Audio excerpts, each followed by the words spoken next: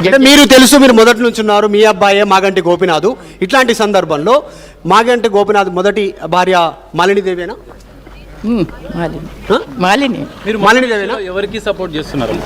నేను ఎవరికి నేను అందరికి, నా మనవడు, వాడు కూడా మనవడు కాబట్టి వాడికి కూడా తగిన ఇది కలెక్టర్ కి కంప్లైంట్ చేశారు కదా, ఏమని చెప్పారు?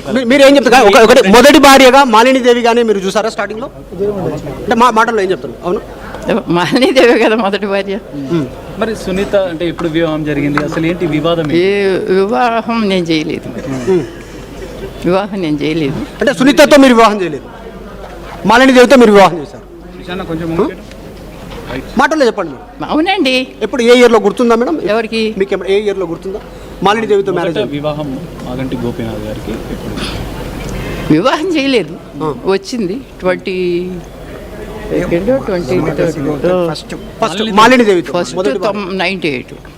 లో మీరే దగ్గర నుండి చేశారా? అన్నీ ఉన్నాయి కదా. అంటే అప్పుడు కాదు, విడాకులు కాలేదు కదా మేడం? విడాకులు కాలేదు కాకపోయినా ఇప్పుడు సునీత విడాకులకు పెడితే కూడా డిస్మిస్ అయిపోయింది కాలం. ఈ రోజు ఎంఆర్ఓ అంటే ఒక చెప్తున్నాడు, లీగల్ హెయిర్ అయితే ఒకవేళ లీగల్ గా చూసుకుంటే మాలినీదేవి, ప్రద్యుమ్న అంటే లీగల్. మీకు అందరూ సమానమే, అఫ్ కోర్స్ మీరు అందరూ అంటున్నారు, కానీ లీగల్ గా అయితే మాలినీదేవి అంటే ప్రద్యుమ్న అనుకుంటున్నాం.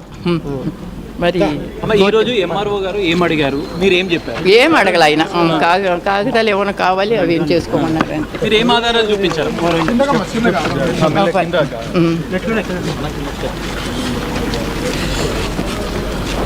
ఇప్పుడు మీరేమో మీ కుటుంబ సభ్యులు అందరూ మనవాళ్ళు అందరి సైడ్ ఉంటాను అంటున్నారు, కానీ లీగల్గా అట్లా కనిపించట్లేదు. ఆమె పోటీ చేస్తా ఉన్నారు అభ్యర్థిగా. ఎవరు? సునీత చేస్తారమ్మా. అదేంటంటే నేను చెప్పాను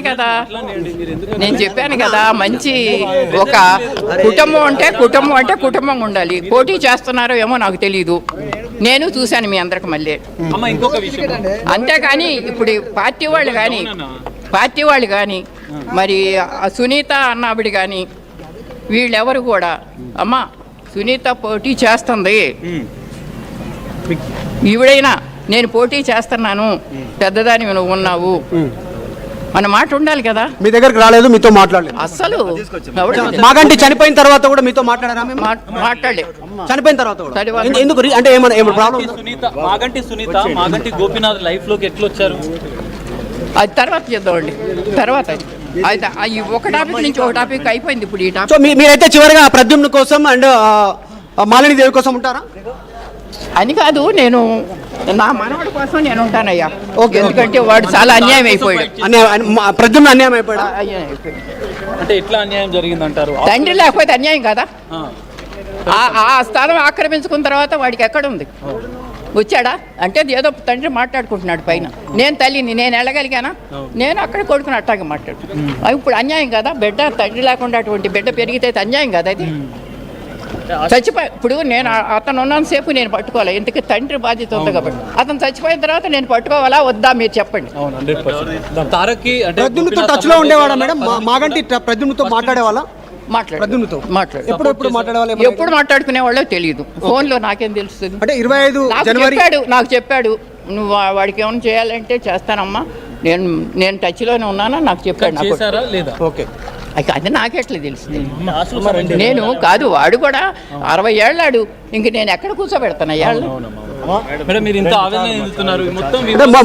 ఒకటి మేడం, అంటే ఒకటి మేడం, మాగంటి సునీత వచ్చిన తర్వాత మీకు దూరం పెట్టారా మిమ్మల్ని? ఎవరు?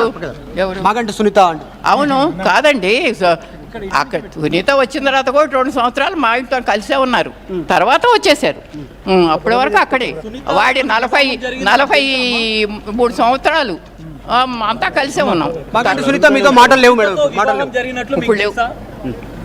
ఇప్పుడు వచ్చారు కదా, ఇప్పుడు మీ మనవరాలు వచ్చారు కదా, మాట్లాడారా మీతో? మాట్లాడరు. మనవరాలు కూడా మాట్లాడరు. ఇది మాగంటి గోపీనాథ్ ఓన్ మదర్